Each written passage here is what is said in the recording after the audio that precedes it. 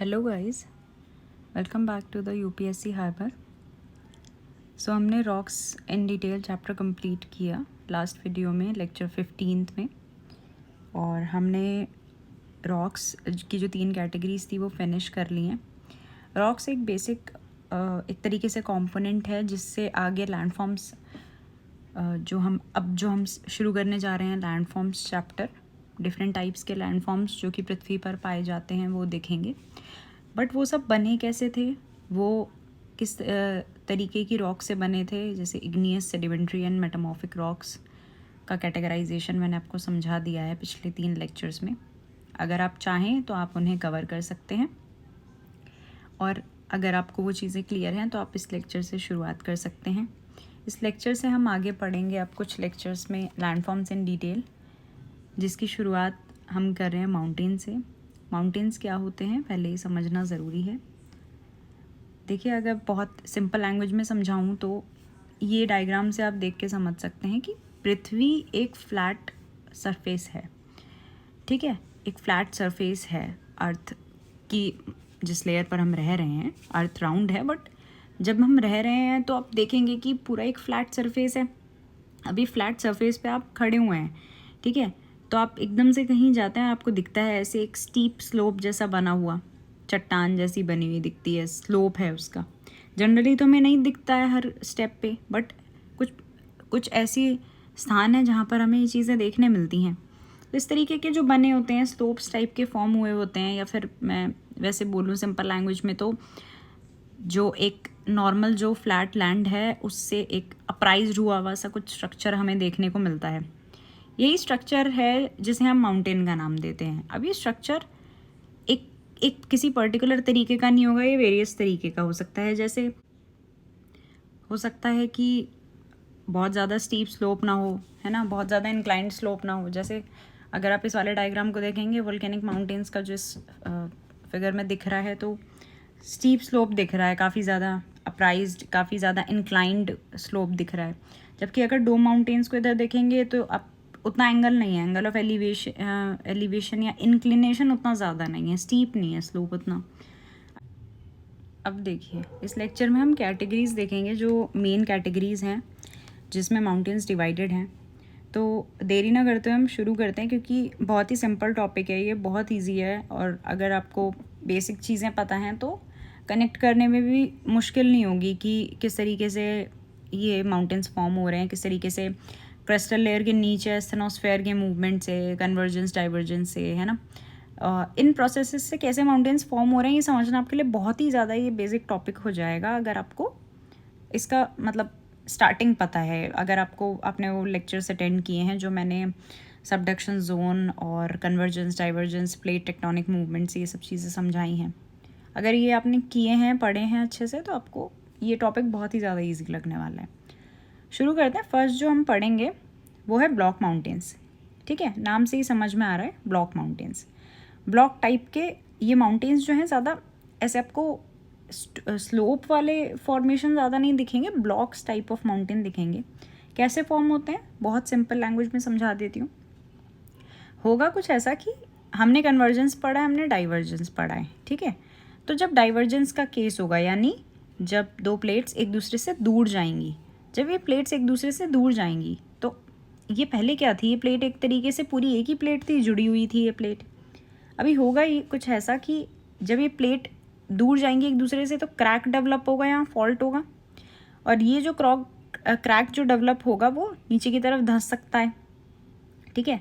जब ये crack develop होगा तो यहाँ पे जितनी भी रॉक्स होंगी वो क्या होंगी, नीचे की तरफ धंसेंगी।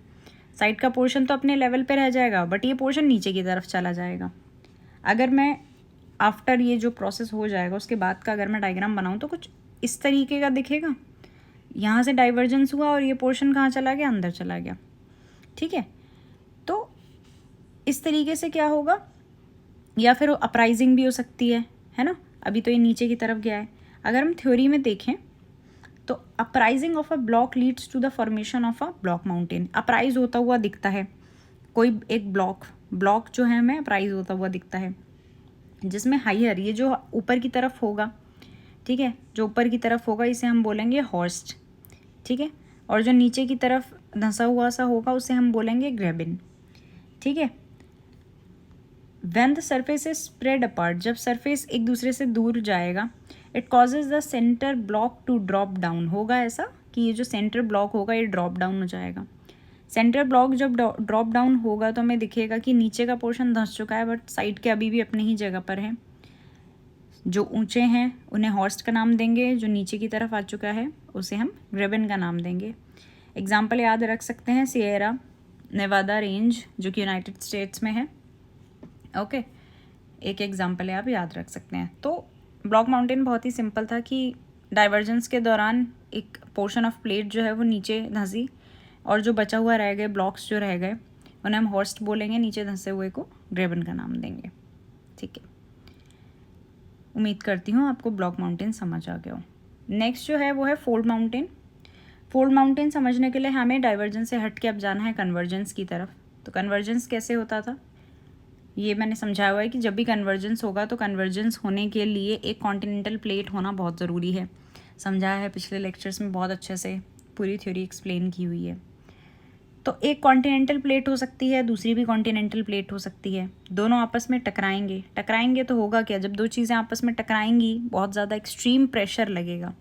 प्रेशर लगने से होगा ये कि हाँ जो भी सेडिमेंट्स पेडिमेंट्स होंगे, स्मॉल रॉक्स होंगी, है ना, वो सब जो स्मॉल रॉक्स होंगे उन पे बहुत ज़्यादा प्रेशर लगेगा और वो ऊपर की तरफ मूव होने की कोशिश करेंगे।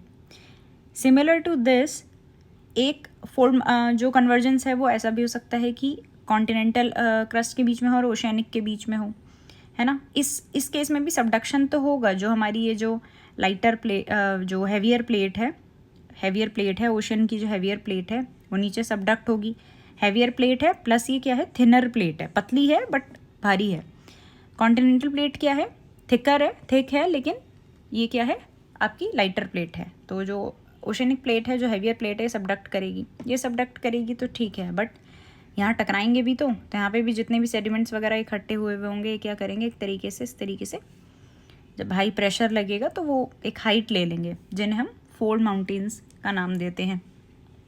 तो फोल्ड माउंटेन्स कब क्रिएट होते हैं, during convergence, opposite to block mountains. ये कब बनते हैं, जब कन्वर्जेंस होता है। अर्थ की किसका कन्वर्जेंस हो रहा है, अर्थ की टेक्टोनिक प्लेट का हो रहा है। Tectonic plate when push together, common सी बात है, अगर दूर जाएंगी तो ये इन पे प्रेशर नहीं लगेगा ऊपर उठने के लिए, तो जब ये पुश होंगी आपस में एक दूसरे की तरफ पुश होंगी तो क्या होगा, कन्वर्जेंस से फोल्ड माउंटेन्स फॉर्म होंगे। इन कन्वर्जेंट बाउंड्रीज पे रॉक, डेब्रिस, सेडिमेंट्स जो भी होगा वो वार्प्ड होगा, लेयर्स बनाएगा और फोल्ड होगा, एक के ऊपर एक फोल्ड होगा, ठीक है। Into Rocky outcrop hills, mountains and the entire mountain ranges. एक दो माउंटेन्स बन सकते हैं, माउंटेन रेंजेस बन सकती हैं, है ना, क्योंकि ओशन का जो भी आपकी ये जो बाउंड्री है, एक तरीके से बाउंड्री ही समझ सकते हैं आप इस वर्ड से इजीली, वो कोई एक पोर्शन पे तो होगी नहीं है, जहाँ जहाँ टकराएगा कॉन्टिनेंटल लेयर और ओशनिक लेयर आपस में जहाँ जहाँ कन्वर्ज करेंगी, पूरे के पूरे पोर्शन में क्या करेगा, वो जितना भी सेडिमेंट, रॉक, डेब्रिस होगा वो क्या होने लगेगा, हिल्स या माउंटेन्स फॉर्म करने लगेगा। तो ये हो गया आपके फोल्ड होने की वजह से बने फोल्ड माउंटेन्स, ठीक है। ये भी सिंपल था। थर्ड जो कैटेगरी आती है वो है volcanic mountain. Volcanic mountain simple है कि कोई वोल्केनो फॉर्म हुआ। अब देखो कहीं अगर वोल्केनिक इरप्शन हो रहा है तो ऐसा तो होगा नहीं कि बिल्कुल ज़मीन के नीचे से ज़मीन फटी और इरप्शन हो गया, है ना, और इरप्शन हो गया और लावा निकला और वो कहीं पे जहाँ भी फैल गया और उसके बाद बस वो फ्लैट होगी, ऐसा नहीं होगा। जब वो इरप्ट होगा, इरप्ट करने के दौरान वो क्या करता है, एक स्ट्रक्चर जैसा फॉर्म करता चला जाता है, क्योंकि जो भी मैग्मा निकलेगा वो कूल डाउन भी तो होगा, बाहर क्रिस्टल लेयर पे आके एनवायरनमेंट की प्रेजेंस में आके कूल डाउन भी तो होगा। तो एक ऐसे कोन टाइप फॉर्म करेगा जिन्हें हम वोल्केनिक माउंटेन्स का नाम देते हैं। डायग्राम अच्छे से समझा ही रहा है, बट एक बार थ्योरी पढ़ लेते हैं और बेटर अंडरस्टैंडिंग के लिए। जब टेक्टोनिक प्लेट मूव करेंगी तो वोल्केनोस फॉर्म होंगे। जब वोल्केनो, ठीक है, टेक्टोनिक प्लेट्स मूव करेंगी, वही सबडक्शन वाला मैंने समझाया हुआ है पहले कि इधर ओशनिक प्लेट है, इधर कॉन्टिनेंटल प्लेट है। ओशनिक प्लेट जो कि हैवियर प्लेट है नीचे जाएगी, नीचे धंसेगी तो यहाँ पूरा लावा यहाँ पे जाएगा, बहुत ज़्यादा हीट होगा, है ना, एस्थेनोस्फेयर नीचे की लेयर में जाके बहुत ज़्यादा हीट होगा, यहाँ बहुत ज़्यादा एक्सट्रीम हीट प्रेशर टेम्परेचर लगाएगा और यहाँ पे इरप्ट होगा। जब ये इरप्ट होगा, ठीक है, तो इरप्ट होने के दौरान तो वही मैंने अभी आपको समझाया कि वॉल्केनिक प्लेट मूव हुई, कन्वर्जेंस हुआ, वॉल्केनो फॉर्म हुए, सबडक्शन हुआ, यहाँ बहुत ज़्यादा हाई टेम्परेचर प्रेशर मिला, यहाँ से वॉल्केनो इरप्ट हुए। जब ये इरप्ट होंगे, है ना, तो इरप्ट जब ये होंगे तो कूल डाउन भी तो होंगे साथ के साथ, क्योंकि जो मेंटल है, अर्थ की जो मेंटल लेयर है, वहाँ तो बहुत हीट है, प्रेशर है, टेम्परेचर बहुत हाई है, लेकिन बाहर इन्वायरमेंट में उतना टेम्परेचर बहुत ज़्यादा कम है मेंटल लेयर की तुलना में। जो हमारा इन्वायरमेंट है, क्रस्ट के ऊपर जो इन्वायरमेंट है, उसमें टेम्परेचर काफ़ी कम है, तो इस ये कूल डाउन भी होता रहेगा। तो ये कूल डाउन होगा तो ऐसे वोल्केनो माउंटेन जैसा शेप ले लेगा, इसे ही हम वोल्केनिक माउंटेन बोलते हैं। कुछ एग्जांपल्स याद रखना चाहें तो यही सेम चीज़ बताई हुई है पहले भी कि सरकम पैसिफिक बेल्ट है जहाँ पे बहुत ज़्यादा वोल्केनिक इरप्शंस देखने को मिलते हैं। तो सिमिलर सी बात है, जिसे हम रिंग ऑफ फायर भी बोलते हैं। तो अगर वहाँ पे सबसे ज़्यादा वोल्केनिक इरप्शंस होंगे तो वहीं पे ही हमें सबसे ज़्यादा जो है वोल्केनिक माउंटेन्स देखने मिलेंगे।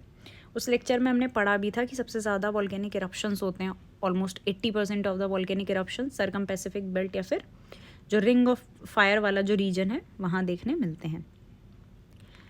नेक्स्ट जो है वो है डोम माउंटेन। अब डोम माउंटेन कब फॉर्म होते हैं? देखिए, ज़मीन के नीचे एस्थेनोस्फेयर में मैग्मा मूव कर रहा था, ठीक है, मैग्मा मूव कर रहा था और एक टाइम ऐसा हुआ जब वो बहुत ज़्यादा हाई नीचे हीट प्रेशर लगा और बाहर आने का उसने प्रयास किया। बाहर आने का प्रयास करेगा तो एक डोम जैसा फॉर्म कर लेगा, ठीक है। अगर आप थ्योरेटिकल पढ़ें यहाँ पे थ्योरी, तो डोम माउंटेन्स कब फॉर्म होते हैं? जब लार्ज ग्लोब्स ऑफ बहुत ज़्यादा अमाउंट ऑफ मैग्मा फ्लोट करता है ऊपर की डायरेक्शन में। कहाँ से ऊपर की? मेंटल या एस्थेनोस्फेयर नीचे से ऊपर की तरफ, यानी क्रिस्टल लेयर की तरफ मूव करने का प्रयास करता है। अब जब वो ऊपर मूव करेगा तो ऊपर खाली तो जगह है नहीं, वैक्यूम तो है नहीं कि वो सीधा सीधा ऊपर आया और निकल गया बाहर। ऊपर तो ऑलरेडी क्रिस्टल लेयर है बहुत हार्ड, है ना। तो जब ये क्रिस्टल लेयर है, नीचे से मैग्मा मूव करेगा और वो भी थोड़ा बहुत मैग्मा नहीं, पूरा ग्लोब्स ऑफ मैग्मा, मींस बहुत ज़्यादा मात्रा में जब मूव करेगा ऊपर की तरफ, तो ये जो रॉक क्रिस्टल जो लेयर है इसे भी पुश करेगा एक तरीके से, जैसे पुश करेगा। पुश करने पे एक डोम लाइक स्ट्रक्चर बनाएगा, जैसे इस डायग्राम में पीछे दिख रहा है। इसके नीचे ऐसा हुआ होगा कि बहुत ज़्यादा ग्लोब ऑफ मैग्मा आया होगा और उसने इस क्रिस्टल लेयर को पूरा पुश कर दिया। देखने इतना ज़्यादा हाई होगा उसमें प्रेशर कि उसने पूरी क्रिस्टल लेयर, पूरी चट्टानी उसने ऐसे बना दी, एक डोम ही फॉर्म कर दिया उसने, पूरी लेयर ही उसने अपलिफ्ट कर दी एक तरीके से ऊपर की तरफ। उसने पुशअप किया रॉक्स को, जिसने क्रिएट किया एक rounded swelling in the crust. एक स्वेलिंग जैसी दिख रही है, राउंडेड स्वेलिंग दिख रही है क्रस्ट की। It creates large dome of hard rock under the surface which erosion sometimes reveals, है ना। और ये जो है, ये ऊपर की जो सतह है, ये तो आपको दिखेगी क्रिस्टल लेयर की एक तरीके से, क्योंकि क्रिस्टल लेयर ही तो पुश हो के जो यहाँ थी अब वो यहाँ आ गई होगी। लेकिन जैसे जैसे ये इरोड होगा धीरे धीरे वक्त के साथ, जो है मिलियंस ऑफ ईयर्स में क्या होगा, ये इरोड होगा। जैसे जैसे ये इरोड होगा तो इसके अंदर आपको दिखेगा, क्या दिखेगा? मैग्मा, है ना। अंदर का मैग्मा जो भी है वो दिखेगा। तो ये रिवील करता है कि इसके अंदर मैग्मा दिखने का मतलब कि नीचे से मैग्मा ने इस पर प्रेशर लगाया, हीट प्रेशर, और ये इस तरीके से डोम फॉर्म हो गया। अब ऊपर की तरफ हमें ऊपर की सतह पर क्रिस्टल लेयर देखने मिली। ये था हमारा सेकेंड लास्ट। और लास्ट जो है हमारा वो है रेजिडुअल माउंटेन्स। रेजिडुअल माउंटेन्स अपने आप में एक अलग कैटेगरी नहीं है, लेकिन इन्हें बना दिया गया है, तो फिर just for the sake of understanding हम पढ़ लेते हैं। बट रेजिडुअल माउंटेन एक तरीके से बाकी कोई भी माउंटेन एक वक्त के बाद जैसे जैसे उस पर क्लाइमेटिक कंडीशंस या फिर एयर, वाटर, ये सब जो फैक्टर्स जब उस पर एक्ट करेंगे तो धीरे धीरे क्या करेंगे, वो इरोड होते चले जाएंगे। इरोड कैसे होंगे? डेन्यूडेशन के प्रोसेस से। डेन्यूडेशन भी पूरे तरीके से समझाया है पिछले लेक्चर्स में, कनेक्टिविटी है हर लेक्चर में, तो आप कोशिश करें कि पुराने लेक्चर्स भी साथ के साथ कवर करते रहें।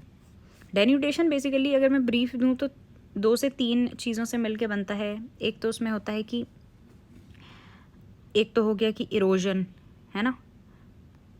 एक तो हुआ कि अपनी ही उसने जो कि ब्रेक हुआ, है ना, अपनी ही जहाँ पे भी जगह उसकी जहाँ पे भी वो रॉक थी वहीं ब्रेक हुई, चट्टान वहाँ पे ब्रेक हुई। ब्रेक होना अपनी ही जगह पे। उसके बाद उसने क्या किया, इरोजन हो गया उसका। इरोजन मतलब वहाँ से उखड़ के उसने मूव कर दिया, जहाँ था वहाँ पहले टूटा हुआ था लेकिन अब वो हट ही गया बिल्कुल अपनी जगह से। फिर उसका होगा ट्रांसपोर्टेशन, ट्रांसपोर्ट होके दूसरी जगह जाएगा एंड फाइनली क्या होगा, डिपॉजिट हो जाएगा किसी दूसरी जगह पे, जो आपको बेसिकली डेल्टाज वगैरह फॉर्म होते हुए दिखते हैं। एरोड हुआ है ना, और उसके बाद मूव हुआ अपनी जगह से, मूव होने के बाद ट्रांसपोर्ट होने के बाद कहीं और जाके डिपॉजिट हुआ, तब तक और एरोड हो चुका था, सैंडी बन गया बिल्कुल, ठीक है। तो उसको वो होता है प्रोसेस ऑफ डेन्यूडेशन। तो ये जो माउंटेन्स होते हैं रेजिडुअल माउंटेन्स, जैसे इसकी एक कैटेगरी आप ऐसा भी मान सकते हैं कि जैसे अरावली रह गया है बहुत कम, है ना। ऐसा बोला जाता है कि मिलियंस ऑफ ईयर्स पहले बना अरावली, जो कि एक वक्त पे ऐसा कहा जाता है कि जो हिमालयाज़ हैं उनसे भी ऊंचा था, आज बहुत ज़्यादा जो है वो अब इरोड हो चुका है। क्या हुआ है, रेजिडुअल माउंटेन की ही एक कैटेगरी है ना। एरोजन हो गया, erosion of an elevated area, elevated जो भी एरिया था, तो यहाँ पे ज़्यादा वो नहीं दिख रही है ना, हाई जैसे उसमें दिखती है हिमालयस वगैरह में से, पीक नहीं दिख रही है बहुत हाई, एरोड हो चुके हैं ऊपर की लेयर्स, सब पीक एरोड हो चुकी है। इन माउंटेन्स को माउंटेन्स ऑफ डेन्यूडेशन भी बोलते हैं, क्योंकि मैंने अभी समझाया कि डेन्यूडेशन क्या प्रक्रिया है, कि उसका पूरा एरोड हो जाना। इसके एग्जाम्पल्स क्या हैं, स्कॉटिश हाईलैंड्स हैं, स्कैंडिनेवियन माउंटेन्स हैं, देन लैंडमास ऑफ बेल्गन पेनिनसुला। ये सब किसके एग्जाम्पल्स हैं, ये एग्जाम्पल हैं रेजिडुअल माउंटेन्स के। ये 5 कैटेगरीज हमने पढ़ी, जिसमें हमने देखे volcanic mountains, fold mountains, block mountains, residual and dome shape mountains. Easy हैं काफ़ी समझने में, बट अगर ये कहीं पूछे जाएँ तो बहुत काफ़ी ईजी स्कोरिंग, आप इजीली स्कोर कर सकते हैं इस टॉपिक में। आशा करती हूँ आपको माउंटेन्स की कैटेगरी समझ आई हो। अगर आपको समझ आई हो तो आप लाइक कर सकते हैं, सब्सक्राइब करिए, और अपने जो एस्पिरेंट फ्रेंड्स हैं उनके साथ शेयर कर सकते हैं। बने रहिए। Thank you for watching, keep learning.